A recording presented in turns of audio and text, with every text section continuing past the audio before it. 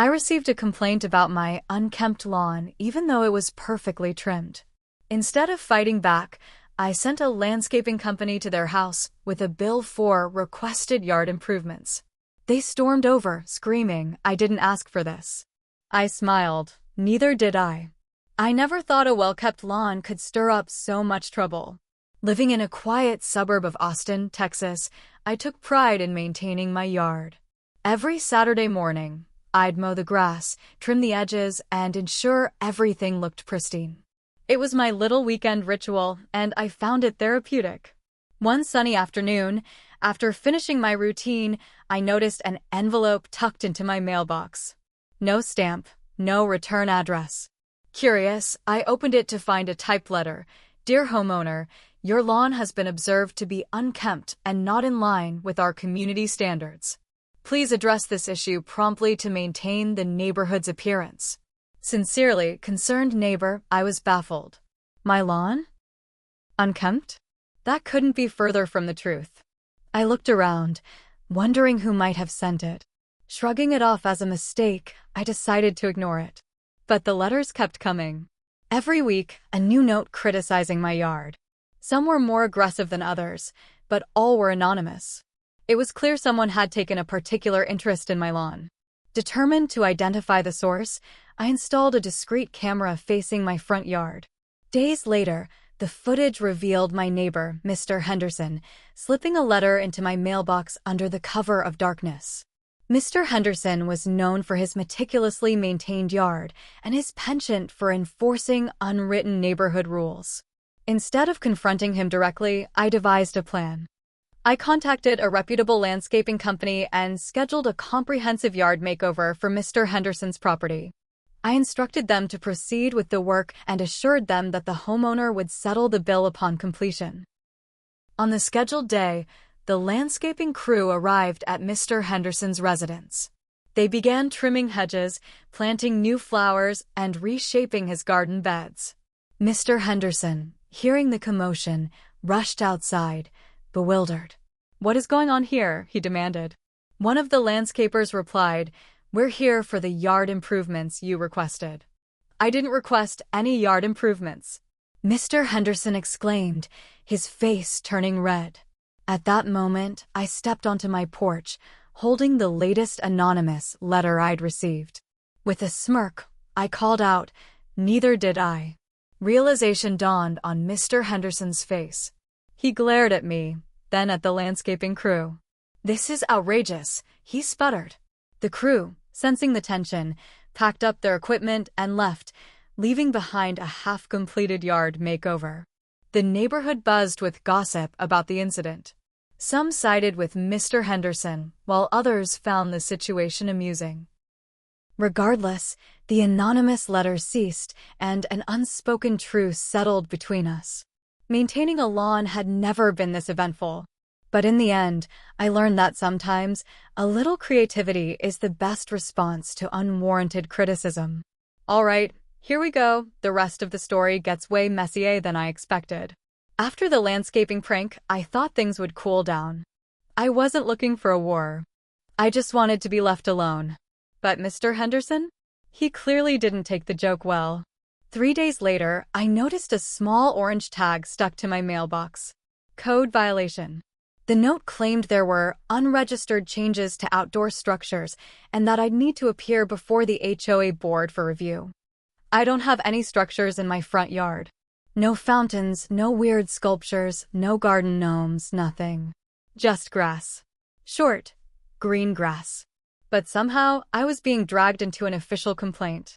It wasn't hard to figure out who was behind it. Mr. Henderson had been on the HOA board for years. And suddenly, after the landscaping stunt, I'm getting fake code violations? Yeah, not a coincidence. At the meeting, Henderson sat at the head of the table, acting like he was running a courtroom. He tried to sound neutral, but he couldn't hide that smug look on his face. They brought up my lawn. Again. Said it didn't match the expected symmetry of surrounding properties. Whatever that meant. I defended myself calmly. I even showed time-stamped photos and the footage of my yard for multiple days. Clean. Neat. better than half the homes in the neighborhood. Still, they gave me a warning and said they'd monitor it going forward. I left the meeting furious but quiet. I didn't want to give him the satisfaction. But I wasn't done. The next week, I started digging. Literally. Turns out, Mr. Henderson had added an illegal extension to his backyard patio years ago. Nothing huge, just a few feet past zoning regulations. But that was enough. So, I filed an anonymous complaint with the city. A week later, city inspectors showed up at his house. I watched from my window as he tried to talk his way out of it. He was sweating, pacing back and forth in his driveway. The inspectors took notes, snapped pictures, and gave him a citation. He had to tear down the whole extension. That smugness disappeared real fast. But just when I thought I had the upper hand, I got another surprise. One night, around 2 a.m., I woke up to flashing lights. Police cars were lined up outside my house. My heart dropped. I ran outside in pajamas, completely confused. One of the officers approached me and asked if I'd called in a report about a domestic disturbance at my own address. I was speechless. "Sir, we got a 911 call saying there was screaming and someone possibly being hurt," the officer explained. I told them no one else lived here, that I'd been asleep. They checked everything just to be safe and left once they confirmed it was a false alarm. But it didn't take a genius to know what had happened. Swatting. A fake emergency call. Dangerous. Illegal. Now this wasn't just neighborly spite. It had crossed the line into something else. Something serious. The next day, I filed a police report. I handed over all my security footage, including the one that showed Henderson standing suspiciously near my house that same evening, glancing around like a guilty kid. I also contacted a lawyer. I wasn't about to sit back anymore. But that's not even the end. Things got even darker after that. So, after I filed the police report and got a lawyer involved, I figured that'd put enough pressure on Henderson to make him stop. I had footage of him near my place, a log of the fake 911 call, and even past HOA complaints to show a pattern. My lawyer was ready to push harassment charges if needed. Then something really strange happened. About 2 weeks later, I started noticing weird things on my property. A bag of fertilizer left on my front steps. My trash bins knocked over twice in 1 week. A puddle of something sticky near my car tire. It wasn't enough to call the cops again, but it was just off. Too specific. Like someone was trying to mess with me without being obvious. I decided to expand the security setup, 2 more cameras, better angles, motion alerts straight to my phone. And sure enough, 3 nights after I made that upgrade, I caught something I couldn't believe. It wasn't Henderson. It was his wife. She was sneaking around my driveway with a spray bottle, dousing something on the base of one of my trees. She had gloves on and kept looking over her shoulder like she knew exactly what she was doing. When I checked the footage closely, I noticed she had a small bag in her hand, and when I zoomed in, I could just barely make out the words, copper sulfate. It hit me like a punch. She was trying to kill my tree. Copper sulfate poisons plants slowly. You use it for stump removal, but in high doses, it can destroy living trees from the inside out. You wouldn't even notice until it was too late. Now it was personal. She wasn't just helping her husband harass me, she was escalating things into full-on sabotage. I sent the footage to my lawyer immediately, along with a report to the police and HOA. The HOA couldn't ignore this. I forced a hearing and made them watch the footage frame by frame. The room was dead silent. But Henderson? He didn't flinch. In fact, the moment the video ended, he slammed his hand on the table and said, "This is all retaliation. He's baiting us. This whole thing is a setup." The audacity. I stared at him, calm as ever, and said, "Your wife tried to poison my property. You filed false complaints. You've swatted me. How much further are you planning to go?" That's when another twist hit. The HOA president, who had always been neutral, looked me dead in the eyes and said, "You're not the first one." Turns out, Henderson had done similar things before. To others. A retired teacher who used to live 3 houses down filed complaints about him a couple years back. Same patterns, anonymous notes, fake complaints, personal sabotage. She moved out within months. The HOA never had solid proof back then. Just stories. But now? I had video. I had police reports. I had patterns that stretched back years. And still, Henderson wouldn't back down. The day after that meeting, his wife was arrested, charged with trespassing and attempted property damage. Not major charges, but enough to shake their perfect little image.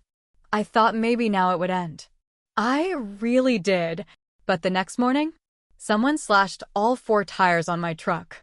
There were no cameras facing the street. No footage. No proof. But I knew. This wasn't over. Now it wasn't about lawns or rules or letters. It was about power, ego, and maybe even something deeper I hadn't understood yet. I realized I had 2 options. Escalate or outsmart them on a whole new level. And yeah, I chose the second one. After the tire slashing, I knew this wasn't just a neighbor dispute anymore. It was a full-on war. I was angry, yeah, but more than that, I was tired. Tired of playing defense. Tired of waiting for the next petty attack. So I decided to go on offense all the way. I started with research. I combed through public records, permits, property maps, and business listings. And one thing popped up that I wasn't expecting. Mr. Henderson had started a side business 2 years ago, landscaping consulting. Not a big company, just him using his expertise to help people plan their yards. He'd been advertising it locally, offering to do walkthroughs and give detailed plans for a fee. Small money, sure, but it was something he was proud of. Here's where I got dirty. I made a fake client profile, complete with a new email and a burner number.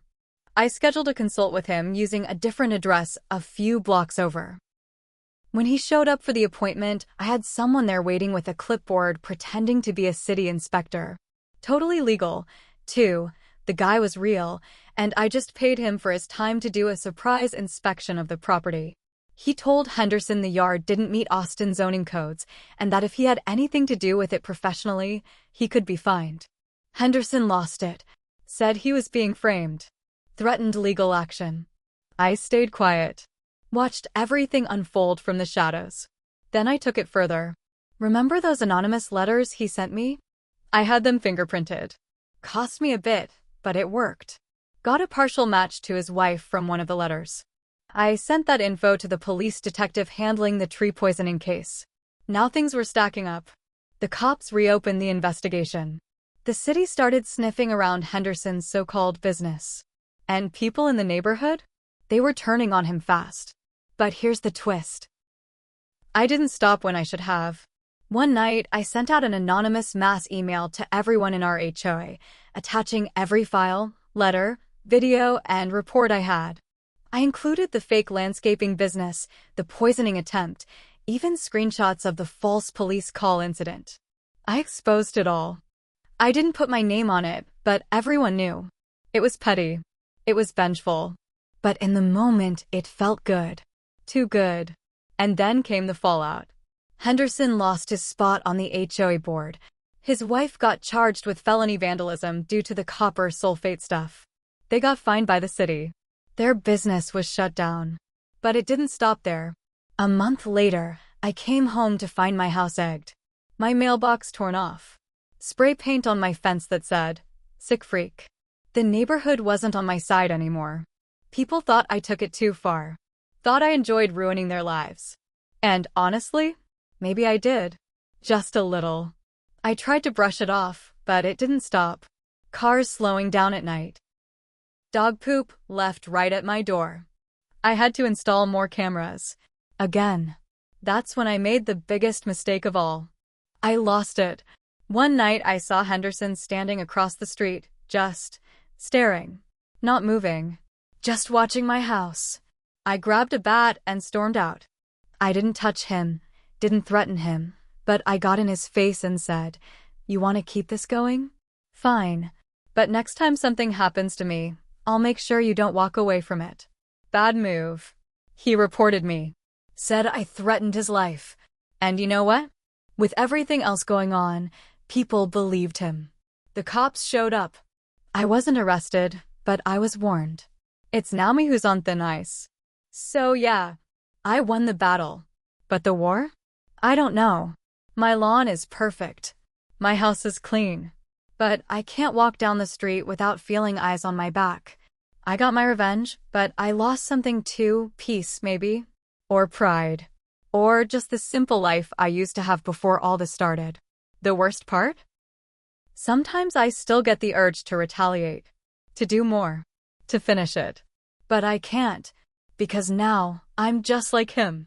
Maybe worse. And that's the real twist. When you go looking for revenge, you better be sure you're not the one becoming the villain. Because I did. And I know it.